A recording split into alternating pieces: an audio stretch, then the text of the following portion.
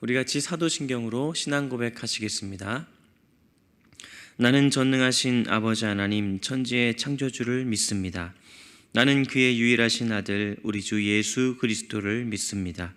그는 성령으로 잉태되어 동정녀 마리아에게서 나시고 본디오 빌라도에게 고난을 받아 십자가에 못 박혀 죽으시고 장사된 지 사흘 만에 죽은 자 가운데서 다시 살아나셨으며 하늘에 오르시어 전능하신 아버지 하나님 우편에 앉아 계시다가 거기로부터 살아있는 자와 죽은 자를 심판하러 오십니다. 나는 성령을 믿으며 거룩한 공교회와 성도의 교제와 죄를 용서받는 것과 몸의 부활과 영생을 믿습니다. 아멘. 찬송가 510장 함께 찬양드리겠습니다.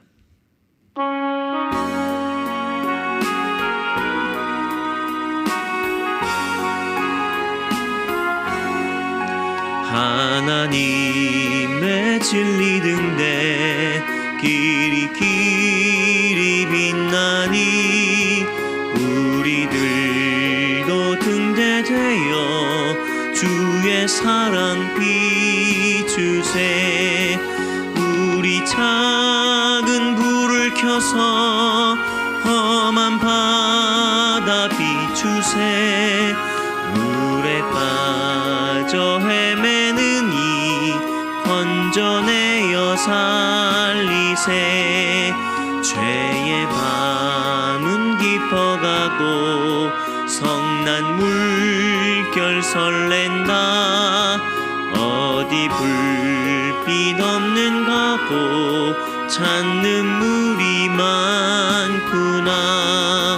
우리 작은 불을 켜서 험한 바다 비추세.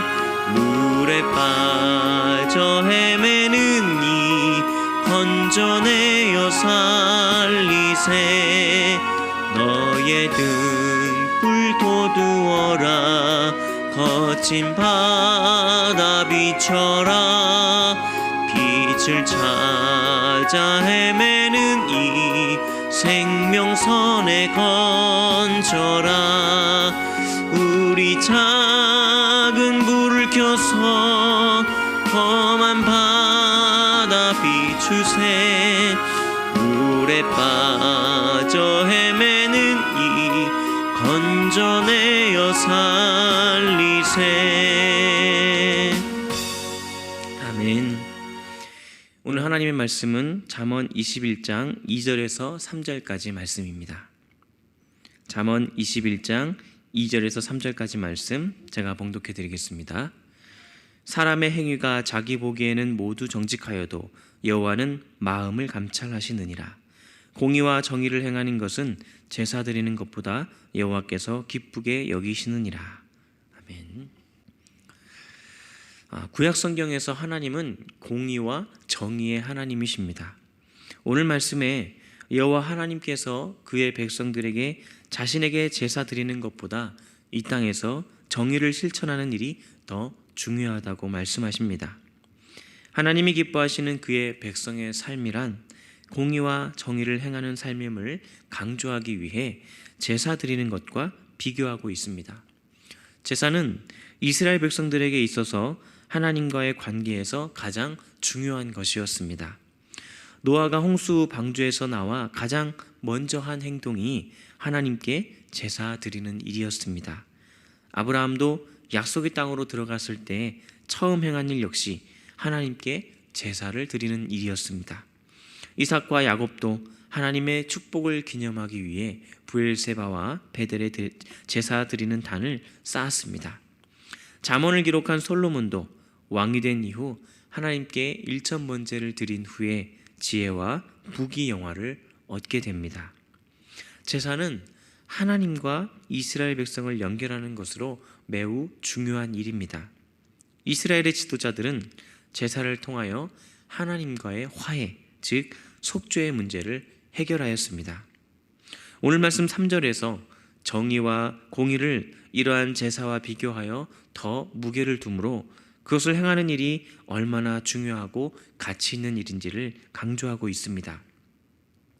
이스라엘 백성들에게 있어서 공의와 정의는 하나님의 말씀인 율법의 실천이었습니다.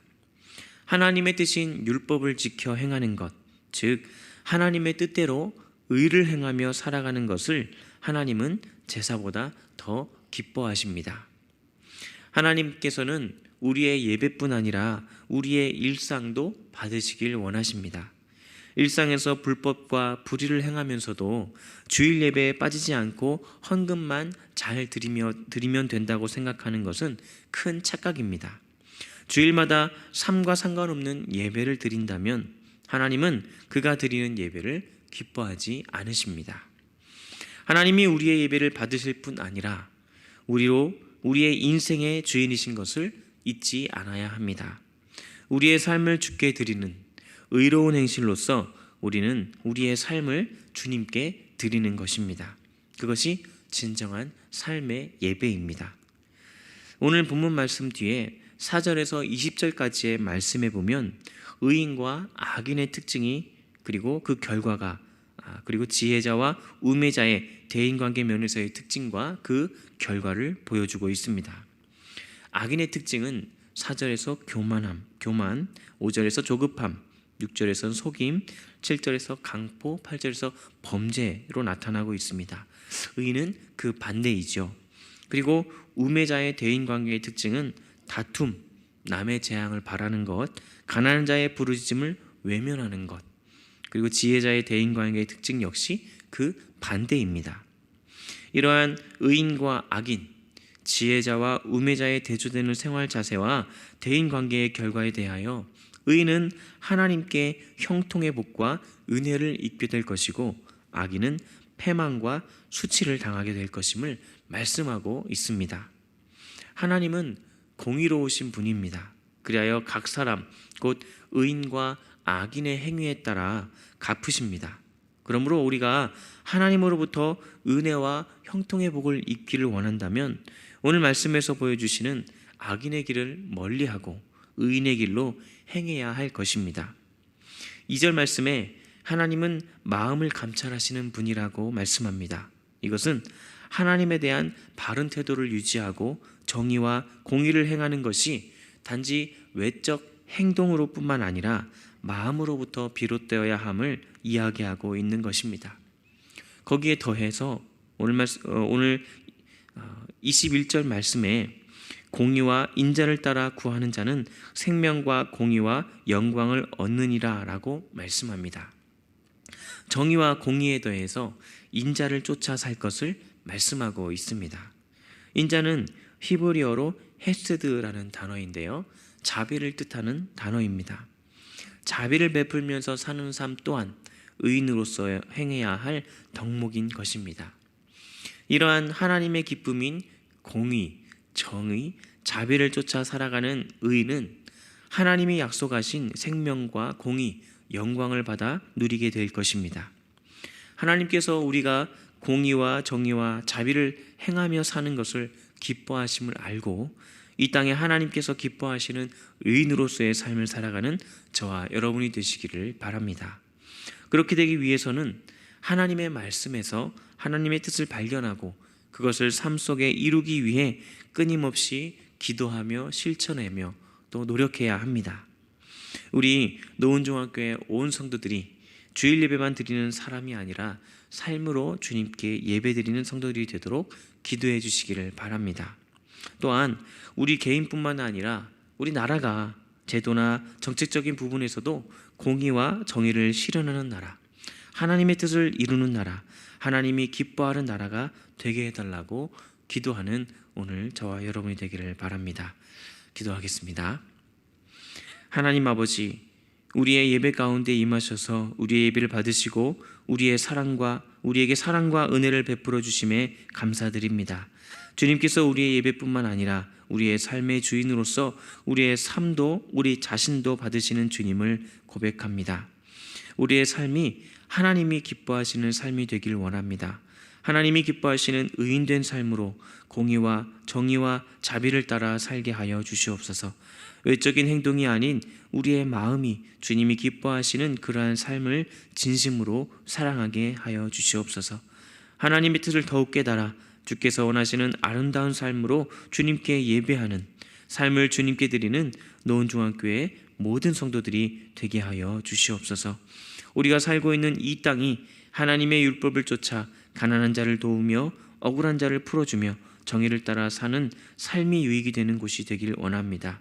우리 지역이, 대전이, 우리나라가 그러한 곳이 되어 공의와 정의를 실현하는 주님이 기뻐하는 나라가 되게 하여 주시옵소서.